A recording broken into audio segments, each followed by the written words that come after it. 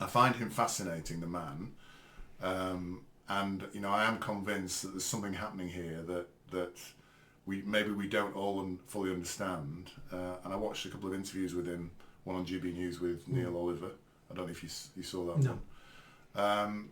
And it's about George Galloway, the MP for Rochdale. So what I wanted to ask you about is, and I do find him fascinating. Firstly, I'll ask a number of questions. You can answer them after I've kind of related them. First question I want to ask is he a demagogue? Basically, is he a kind of one policy person who's winning as a result of that? That's what I want to know. But he's also referenced, when I was watching this particular interview, what he called the Uni Party, and I don't know if you've heard of this before. And what he means, I think, by the Uni Party is basically Labour, Conservative, probably even the SDP. He regards that as one party. And I think he uses the terminology, colourful terminology, arses or cheeks on the same arse, basically. But it's interesting because you and I have discussed that as well. We've said we see, or I've certainly said, I see no difference between Labour and the Conservative, and I think the best thing for the country is for them both to be gone, basically. So really, George Galloway, again, is he a demagogue? Is he a flash in the pan? Is it not important what's happened there, or is it something transformational? He's the right man for the right time at the right by-election in the right area. He's been here before. He had a party once called the Respect Party, and he became an MP through them. And before that, he was a big Labour Party supporter at MP. He's hit a zeitgeist at the moment with the Gaza issue, with the Labour councillor being kicked out of the party at the same by-election. The Green Party member got kicked out. The Lib Dems almost got kicked out because their candidate were promoting George Galloway. The by-election was absolutely crazy. The Conservative candidate went on holiday in the middle of the election because he had it booked a year. So he won for many, many reasons. He is right about the Uni Party, and we've been talking about this for ages. I've been talking about it for several years now. It doesn't matter if you vote green or blue. You basically get the same policies with slight twists at the edges. One will do it quicker, one will do it harder, one will do it faster, one will spend more money, one will spend less. But it's all the same policies. He hasn't shown up anything new. He hasn't shown us any different cracks in our political system. He was just at the right place, the right time to take advantage of that. He commented on one of my tweets the other day. Brilliant. I tweeted after he won, I wonder if George Galloway is going to run for Mayor of Greater Manchester, or if he doesn't do it personally but somebody in his party, because if he does, he could damage Andy Burnham and damage him so badly that he ends up never being an MP again and never wanting to be Prime Minister again and ruin his career. And George Galloway commented on my tweet, interesting. And then last week I bumped into a member of his political party, and I asked him the same question, and he said, we are discussing that, standing someone against Andy Burnham. So you never know. That would be fascinating. One thing he did say in the interview, I think he said it in a few interviews, he says something, I've got 250 people in my pocket at the moment who want to stand for the Workers' Party. And you and I have talked about this a new person arising, and he isn't a new person, whatever, but a figurehead arising because of his and the Gaza thing. And I think you know my views on Gaza. Obviously, the killings and people dying is horrific on both sides, and now it does appear that more people are being killed as a result of what happened on October the 7th, and that's a reality. So it's a horrific thing. But I am very vehemently opposed to the reaction around Jews and the anti-Semitic feeling that's arisen as a result of this. But he is hitting the zeitgeist because most people, I think the majority of people, are on the side of the Palestinians in this country. I would say that is the position most people in this country, and I think most Labour supporters support the Palestinians, whether it's the Palestinians, Hamas, Gaza or whatever. I think the majority of them are on that side of the spectrum in terms of their support, whether you or I like it or not. That's what I believe. I would disagree. Okay. I would say the vast majority of people in the UK don't care. Don't care Yes. one way or the other. It's a foreign Yes. country they can't find on a map. Yeah. They have no idea what a Jew looks like, what a Palestinian looks like, what a Gazan looks like. They all look the same to them. Yeah. They're a brownie sort of person. Yes. So there's no difference there. Most people don't care.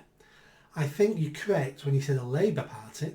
Yeah. Most Labour Party members and supporters have picked sides on this, and they've picked the side of the Palestinians for the simple reason of identity politics.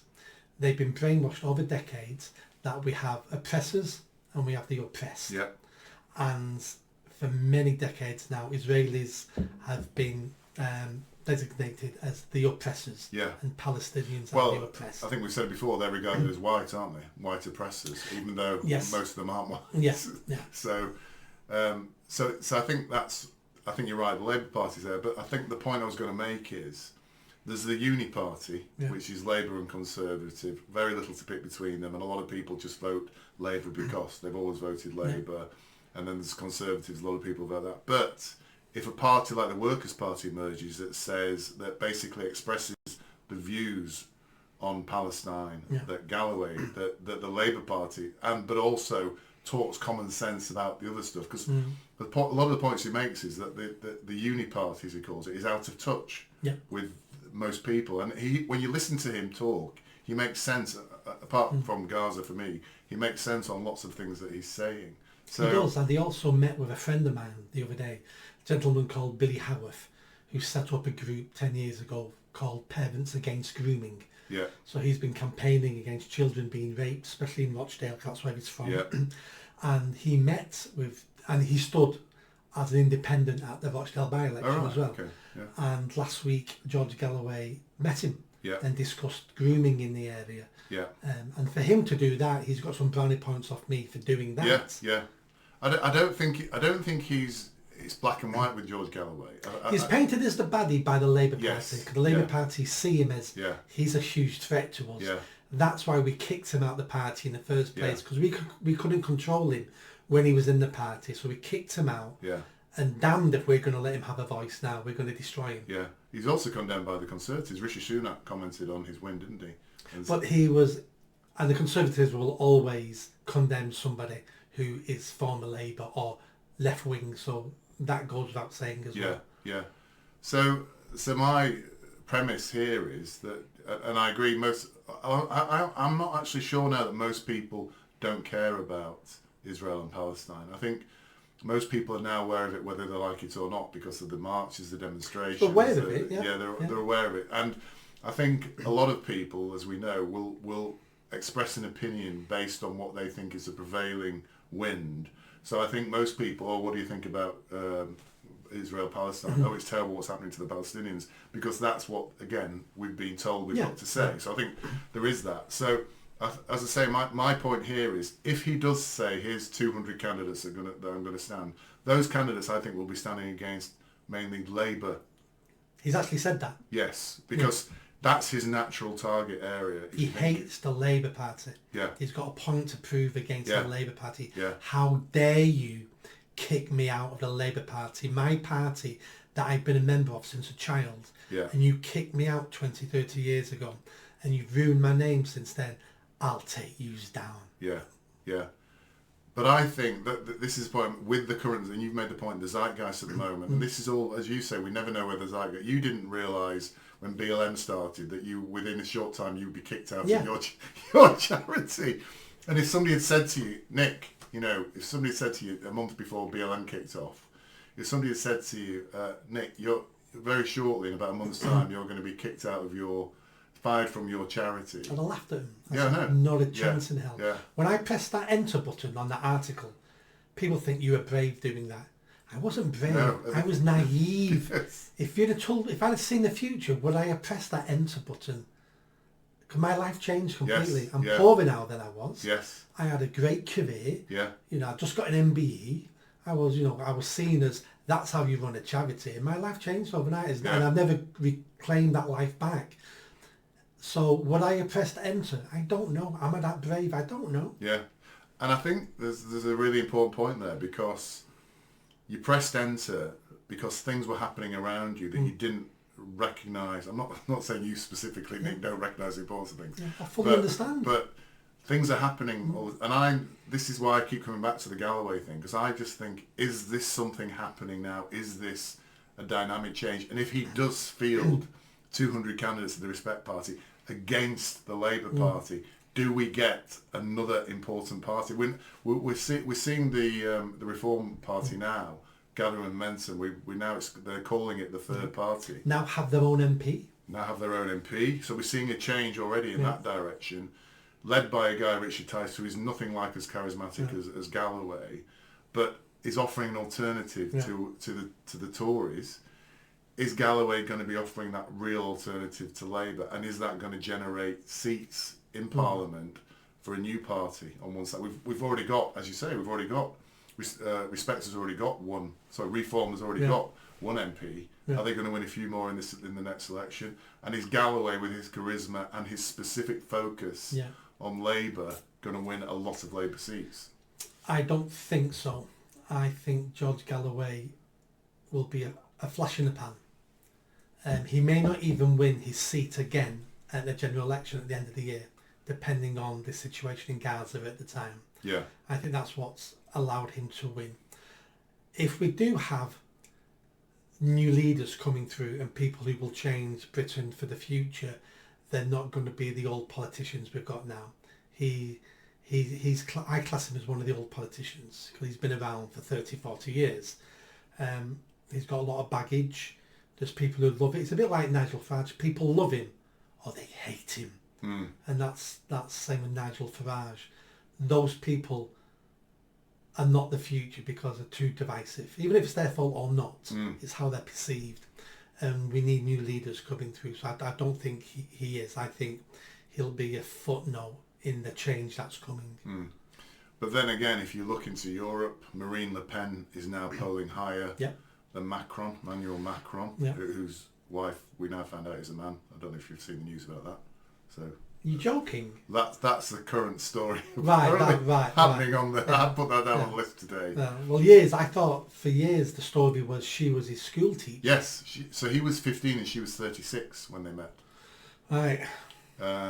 And the story doing the rounds allegedly now is that she's a transsexual. She's a man, or she was a man, raised as a man, and basically. Surely that would have come out by now. Yeah, I think the problem with this one is there's not much evidence being raised by her or her.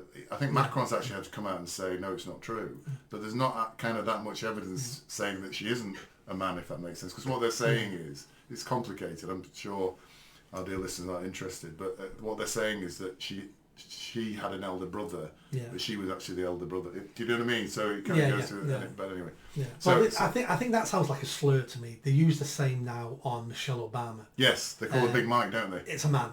Yeah. And it's just the latest slur. Yeah. And I think it's also to lead them into a trap.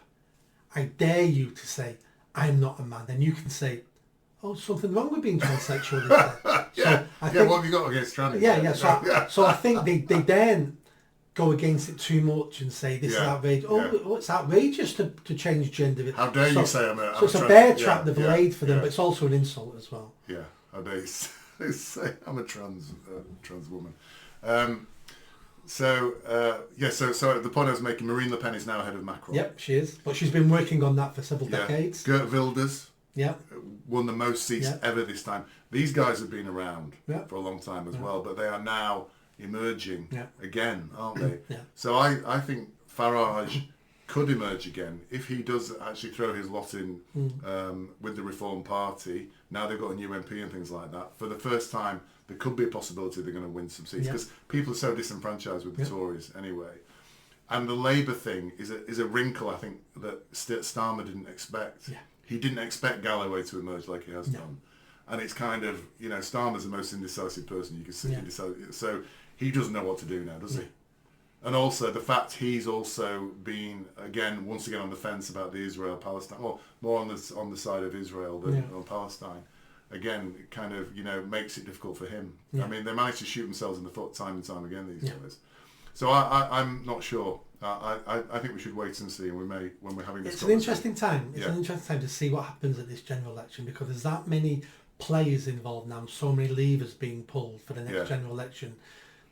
It's not a two-horse. It's a two-horse race will win, but who can affect the two horses winning and losing? Yeah. There's many external players now, and we don't know how they're going to affect the two horses. Yeah. If you like that video, don't forget to subscribe to the channel, hit that notification bell and comment. And if you like what I'm saying about running for Mayor of Greater Manchester, then stick around. Tell your family, tell your friends. The only way I'm going to have a chance of winning is a grassroots movement. So be part of that movement and hit that bell. Thanks.